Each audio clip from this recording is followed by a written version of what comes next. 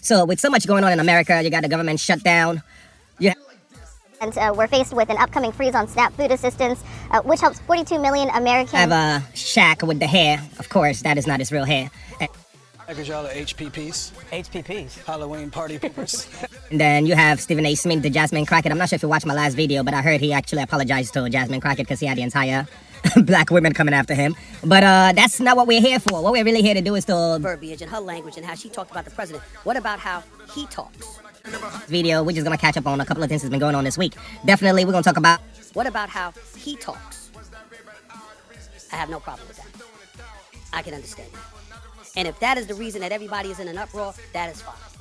And Republicans are on a crusade to kill SNAP.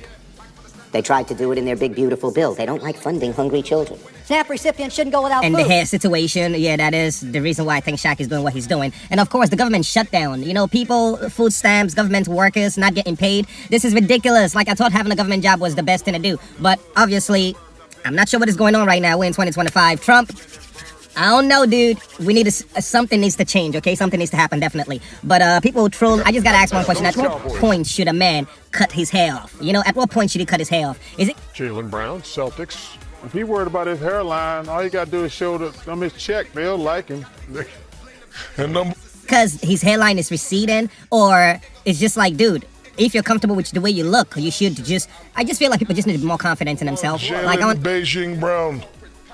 How can you be Beijing Brown? Is there Beijing? Because he went to China after this play. Understand as you age, you're gonna change, and people need to embrace their transformation. You know, if you still have hair and you want to hold on to it, I understand. You should hold on to it, and you should not be clowned for that. But you know, the Beijing, I'm not gonna speak on that because, I mean, based on my age, I'm not sure if I'm gonna lose my hair. I haven't lost my hair yet. I'm not sure if I'm gonna lose my hair, so I'm not gonna be clowning nobody who is losing their hair or who may be going gray or... No, I'm not doing that to nobody, okay? Everybody's gonna go through their own process. They're gonna age, they're gonna change, and we need to embrace it.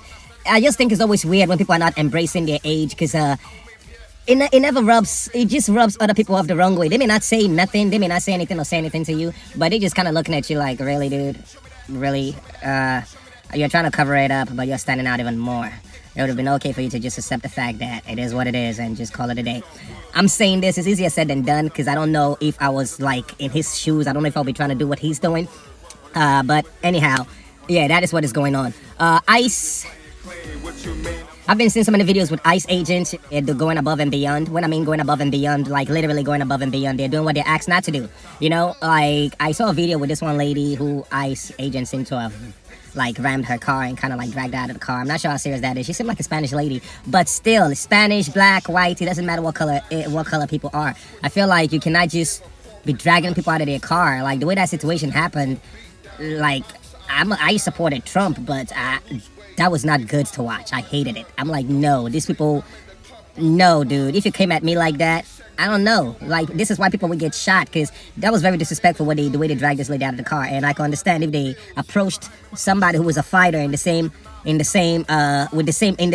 manner, it's gonna escalate. The situation was definitely gonna escalate more than that. And that person may decide to put up a fight and potentially get shot. Not if he has a gun, because he may be doing the shooting also. So you never know how this is gonna go. I understand when people say due process. Yes, there should be due process. Like, you know, a police officer pulls you over. There are steps to how this thing works. You know, I feel like with ICE agent, there should be a step and a protocol they need to follow also. You know, they just cannot act however they want. You can't do as thy will. Aleister Crowley, I think that's his name. You cannot do as thy will in this situation, okay? You have to follow a protocol. Especially if you're a government employee. Like, seriously, these are people's lives. Human beings who deserve as much respect as you do. I don't care if you have a gun. I don't care if you have a badge. Every life needs to be respected, okay? You, ICE or no ICE, police or no police, how you treat your fellow human being definitely matters. I don't care if you think they're an illegal alien. They did not shoot you, they didn't kill you. They just happen to be in a country where they feel like they would be in a better position to provide for themselves and their family, like they're a human being. This world does not belong to any one of us, okay? So I understand the situation, you're a citizen, they're not. But when you're coming at them, I don't care if you're a Trump employee or not, you need to come at these people with respect. The same respect that you would expect from another human being. That's how you need to approach them, okay? Like, acting like thugs, hooligans, acting like you're above the law, like you're lawless, like nothing is gonna happen to you, like you can't be touched. Yeah, that is not a good attitude to have. And this is part of the reason why I feel like if this keeps going, Democrats are gonna come, take over in 2028, and yeah, just kind of like they're saying, like some of these actions could be something that that people could get persecuted for. I understand you're on the right side of the law right now, or you're on the right side, or you're on the winning side. I'm a Trump supporter. I'm just keeping it real, right? I understand you're on the winning side right now, but by the time the coin flips, remember the same people you were just. A woman, a U.S. citizen, critically wounding her. She took off and drove to a nearby business. WGN's Courtney Spinelli picks up the story. No hate, no fear. ICE has no business here. Protesters shouting at federal agents near 35th in California in Chicago's Brighton Park neighborhood Saturday. It became the site of a large federal presence after a woman drove there in this SUV, arriving with multiple gunshot wounds. Means to be oppressing would more than likely be trying to do the same to you, so you got to be careful how you approach these situations. According to workers at the truck repair shop, the woman came in bleeding profusely. Several workers and a customer say they tried to stop the bleeding and called 911. As federal agents investigated the crowd across the road, yelling at them to leave, at one point crossing over. They're treating our community like it's a war zone. They're creating that, not us.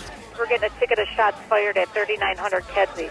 According to the Department of Homeland Security, Border Patrol agents were near 39th and Kedzie when they were rammed by vehicles and boxed in by 10 cars. When agents got out, they say an armed U.S. citizen who sources say is a CCL holder tried to run them over, forcing the officers to fire. A DHS spokesperson claims the woman was already under CBP watch for allegedly doxing agents online. The violence and dehumanization of these men and women who are simply enforcing the law must stop. Assistant Karine Jean-Pierre, I don't know. I think that's how you say her name, Karine. Apparent decline of Joe Biden. You said you're a member of the inner circle and you never saw the decline. And after that, I wrote, how? Yeah. You even write, Karine, that you were on the plane with him going to the debate and you didn't see anything. As for Karine Jean-Pierre, it's like, look, what are you doing? What's really going on here? You're selling a book. Now, I guess what it is, she needs to sell a book that makes it look like she was a good guy. Jean-Pierre, I know I'm definitely butchering your name. I did not mean to do that, but I would say it properly the next time I'm saying your name, okay? That you were on the plane with him going to the debate. I do think you're... And you didn't see... No, but no one's into it. We like the crinkly. We like the crinkly hair, lady. The straight hair, it's just not working for you. Anyway, she went... Apparent decline of Joe Biden. You said you're a member of the inner circle and you never saw the decline. And after that, I wrote, how? Yeah. You even write, Karine, that you were on the plane with him going to the debate and you didn't see anything. As for Karine Jean-Pierre, it's like, look, what are you doing? What's really going on here? You're selling a book. Now, I guess what it is, she needs to sell a book that makes it look like she... definitely did. We like the curls. That straight hair is really not like the guy said, it's not a good look. I wouldn't have commented on it, but I was already thinking that. Honestly, I was already thinking that when I saw you put surface back up and pop back up. I'm like, we love the old hair. What is this? I'm not gonna lie, that came to my mind, okay? So, yeah, that's that for that. But, about Joe Biden's decline, you know, nobody should fault her for not speaking out about the decline, because her job is honestly, her job is loyalty. You would say she should be loyal to the country. It's not the country that hired her. Who hired her is Joe Biden. Her job is to be loyal to Joe Biden, and she did a good job. She did a great job being loyal to him. All this backlash she's getting is because she did such a good job doing her job, which is being loyal. So, yes, if I was a businessman, I would hire her again, because she just showed she could be loyal despite all the pressure from the media and everybody else. And up till now, she's not even in the position anymore. She's still being loyal. Like, that is a good trait to have. It just doesn't work based on the side you're on. You know what I mean? Like, you're somebody I would definitely hire on my team, you know? It's just the other people are using that as an ammunition against you, saying, oh my God, you're still covering up for Biden. But that was the tax. That was part of your job. You were supposed to do that. Even though you're no longer in a position, you're not gonna be like, oh, I was only doing that because I was in a position. That will make you look more bad. So if you're like, yeah, I covered up while I was in a position, and now that I'm no longer in a position, I'm gonna say all these negative things about him now, that would actually discredit her even more. So the fact that she is sticking to her talking points, what she said while she was the press secretary, is what she's still saying after she's no longer the press secretary. That would give her a little bit more credibility, and I think it gives her more credibility. So they need to leave her alone, let her live her life. Yeah, that was the job she was asked to do, and she did a good job at it. I like her as a person, and I hope a book does well. The hair situation, honestly, people say when you have a lot of testosterone, it turns into another form, DH something, as you get older, and you need to do something about it. If not, because it's going to make men lose their hair or whatever, and for women as well. I don't know what it is. So the more testosterone you have, just know the more you have a higher chance of not having hair as you get older. So like I was saying, at what point should men decide to just take it completely off? Or should we hold on to what we have? Like, I don't care if it's like not a straight hairline. I've seen cultures where men still carry their hair normally. Except if you're trying to be like, it's either all or none. It's either I have a nice Scripps haircut and a nice shape up and nice hairline, or I don't have my hair at all. It does not have to be that way. Okay, that's just what I'm saying. I've seen people in other cultures that I'm just like, damn, dude, you don't have a hairline really, but you're not bald. I don't know. You have to pick a side. Except if you really like that bald, look like R. Kelly and Tupac and, Michael Jordan and all that. And if that is the style you want to go for, great. But you could still keep whatever amount of hair you have on your scalp if you want to. Or you could take it all off. But the Beijing stuff, that is actually, I would laugh at somebody more than if I'm just like, okay, so what? People lose their hair, that's normal. People accept that. But if it's like, okay, I thought he had hair, and then the thing cleans off, dude, I'm not sorry, that is a comic moment. That is like something people will talk about for a very long time. I just want to give him his kudos because he came out and he took it on the chin. He spoke about it. You have men right now who are going to get surgery and hair implants. Those were things ladies did in the past, but now we're in a generation where they're doing all kind of implants, not just hair. I'm talking about arms, legs, like chest, abs. All that is going on in the industry right now. So, yeah. And I don't know what's going on in hip hop. No hip hop song is on the top 40, on the US top 40 right now. Like, that is not good. That is not good. I don't know if it's because everybody sound alike.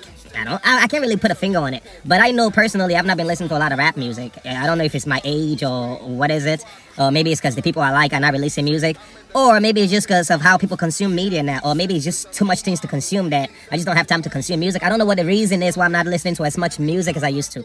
But that's not good, that hip-hop is not on the top 40. No hip-hop song. We need to do something about that because hip-hop